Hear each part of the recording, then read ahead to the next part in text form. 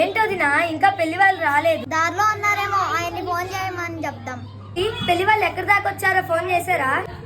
పిల్లలు వచ్చింది కదా అని కకృతి పడవాక, ఓకేనా? ముందు మనకి డౌరీ ముఖ్యం. డౌరీ ఎంత కనుక్కున్న తర్వాత మాట్లాడదాం. కట్న కానుకలు ముందు ఫిక్స్ అయితేనే.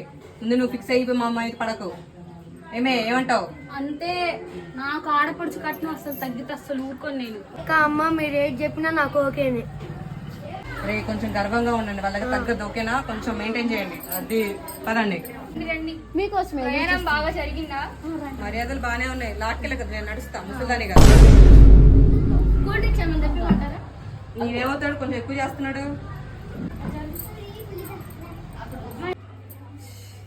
ఏంట్రా కనీసం ఏసీ కూడా లేదా? అలాంటి ఇంటికి తీసుకొచ్చా? నాకేం తెలుసు అమ్మా, మీరేగా పెళ్లి చూపులు మాట్లాడి, నాకేం తెలుసు.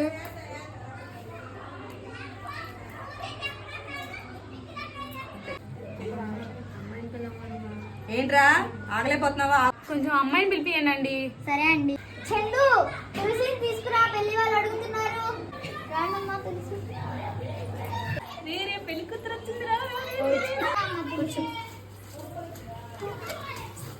ఏంటి వాళ్ళు పైన కూర్చొని మనం కింద కూర్చోవడం, అసలు ఏంటి ఇది? ఏ ఆడపిల్ల వాళ్ళే ఎందుకు కింద కూర్చోవాలి, మగపిల్ల వాళ్ళు కూర్చోవద్దా? ఈ సిస్టమే మారాలి. దీని గారు ఏమన్నా అడగాలంటే అడగండి. మాకేదన్నా ఇచ్చేది ఉందా? మాకున్నదే ఒక అమ్మాయి, మాకు ఉన్నది మొత్తం మా అమ్మాయికే కదండి. ఎంత ఉందేంది? ఎంత ఉంటే అంత. ఏంటమ్మా వీళ్ళు అసలు కట్నం ఇచ్చేటట్టే లేరు. అమ్మో, నాకు మళ్ళీ కట్నం తగ్గితే నేను అసలు ఊరుకోనమ్మా. ఆడపడుచు కట్నం అసలు ఇంపార్టెంట్. అరే అబ్బాయి, నా చదువులన్నీ నీకే. కాలకడియాలు మొత్తం నీకే. ఆ చదువు కాబట్టి ఏం చేసుకోవాలి నేను.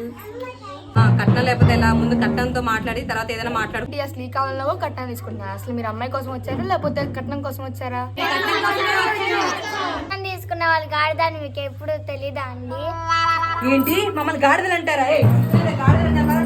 మాకు సంబంధం వద్దు, మీ అమ్మాయి వద్దు, వెళ్ళండి. అమ్మాయిని వచ్చింది అమ్మ. అరే గాడిద, వాళ్ళు గాడిద అన్న తర్వాత ఇంకా అమ్మాయి అంటే ఏంటో సిగ్గులేదు నీకు? నిజంగానే గాడిదరా? పదా. కట్నం తీసుకోవడం నేరం. ఇకనైనా కట్నం తీసుకోవడం మానేయండి. కట్నం కోసం ఆడవాళ్ళని వేధించడం మానండి.